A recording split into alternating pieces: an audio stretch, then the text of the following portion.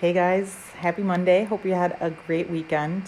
Um, Sorry for the delay last week. I intended to finish up this series, but baby number 2 got me a little bit delayed. So I'm picking up today. I wanted to also let you know that the rest of this series is going to be pre-recorded, but then once I'm kind of through this final hump, I will be back doing live streams for you guys. But I definitely will be checking comments for any questions.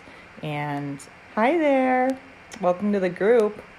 And today I wanted to talk about different password protection apps. And I think with everything going on, and even before all of this, honestly, passwords can be a nightmare for people, whether you're working remotely or not. If it's just your personal password, it's like, it seems like every system has a password you have to remember.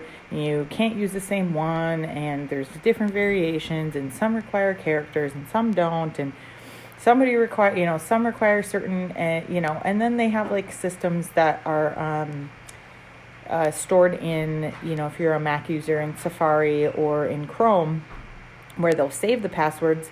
But then if you're anything like me, you'll all of a sudden be somewhere and you don't have the password that you need for the system that you want to log into, or you're using the app on your phone and it asks the software updates and then it needs to log in again, and you're like, well, crap, I'm not even home, or I'm not in front of my computer. So there's some great solutions for that.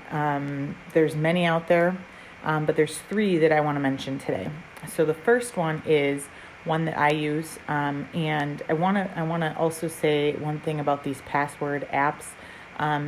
You want to make sure that before you pick one, what you really are going to be needing it for. And what I mean by that is it going to be just for you, or are you going to be sharing logins with either coworkers or friends or family that may have to actually log into whatever system as well? So, and the reason I say that is some of these apps either are free and they charge more to share, which you can get around if you are like me. I like to be, I don't want to say cheap, but you get what you pay for. But I also will fully take advantage of anything that's free. So definitely look into some of the pricing plans if you intend to share.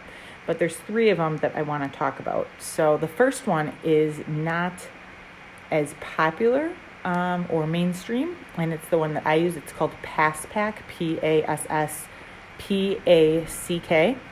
And PassPack is really reasonably priced. I use it to share passwords with my team, and then also use it to store personal passwords.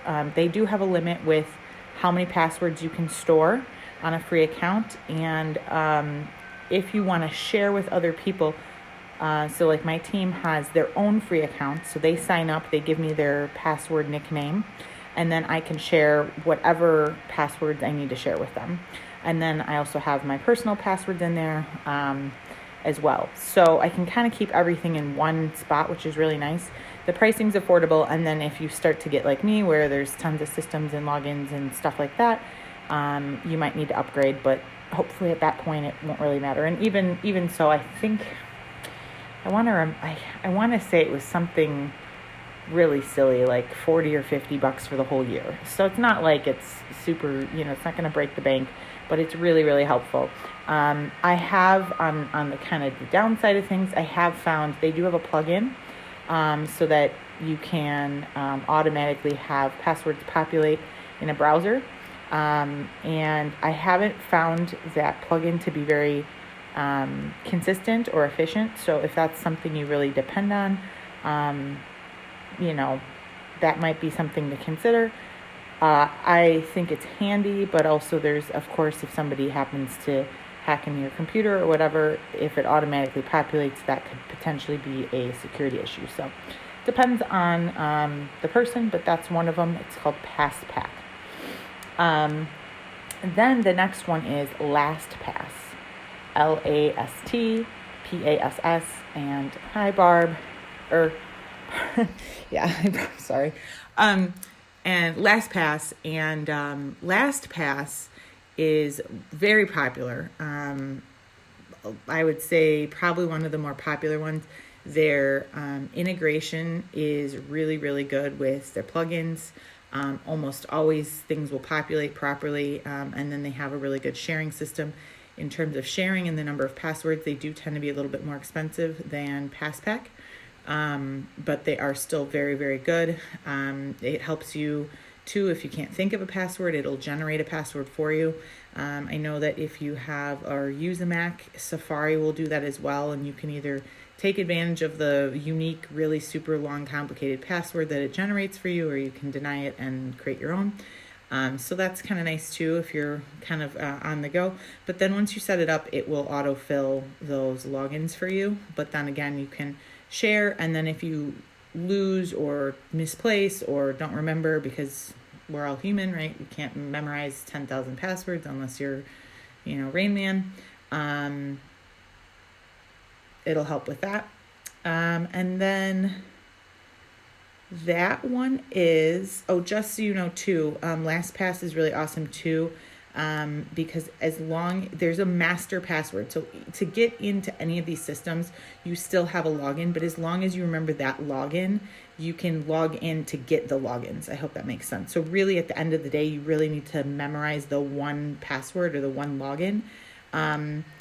But LastPass is available on iOS, Android, web, Mac, Windows, and Linux. So it's pretty much got you covered like across the board. And then the last one is 1Password. 1Password is another app. It's got a lot of really unique features that set it apart from some of the other ones. For example, it will store your passwords locally on your computer and then also will copy them to the cloud. So it can sync it to other devices, which is kind of cool. And also they have a feature called Watchtower, which looks out for websites that have been hacked. So it will prompt you to say, you probably should change your password because this website's been hacked, which is kind of a nice, like, proactive approach. And that one is available on iOS, Android, web, Mac, and Windows. And then the other thing that I also kind of want to mention is if you need to do some type of sharing, but only a one-time thing. So for example, if you use credit cards with clients or customers and you don't have a secure website server that can securely accept payments or payment information, there are one-time use tools out there. There's several of them. So, I mean, I've seen some that are free and some that cost money, but something you can use, or Google even, is like one-time share or one-time password, or and some of them will even have like private notes. So it wouldn't even have to be a password. You could write like a private note to somebody and you can say like it's set to expire in an hour, and then it'll totally be deleted within an hour. So that's kind of nice. And some of them also allow for attachments. So if you need to take a picture, I know that can come in handy. So there's a lot of different ones out there, but just want to kind of throw that there on the side in case you say, well, this is all great, Megan, but I don't really need a password management type system. I just need to be able to share something one time and have it delete. So there are a lot of options out there. All you have to do is do a nice Google search for that. If you have any other password tools or systems that you really like, please do leave a comment and share them with the group. And then the very last thing I will say on this video is that during the coronavirus pandemic that is affecting so many people and everything, there's a couple things that I want to do. The first thing is all of my courses through this pandemic until things kind of settle are being offered at 50% off. So if you are a member of one of my programs or you've been thinking about joining one of my programs, all you have to do is use the coupon code COVID-19, no hyphen, and you'll get my programs at 50% off. Right now, the 2/3 most popular ones, I'll just give you a quick rundown, are the Email Rockstar, which helps you to keep your email inbox to inbox zero, which is really tricky. A lot of times we get behind on it, and I've had several people report in less than a half hour getting their inbox from thousands of emails down to maybe 15 or 20. So I have some really helpful tips. So the key in that is not just getting it to dwittled down, but then keeping it organized so that you can keep it that way ongoing, and how to keep it that way ongoing so you don't have this major project or task on your hands.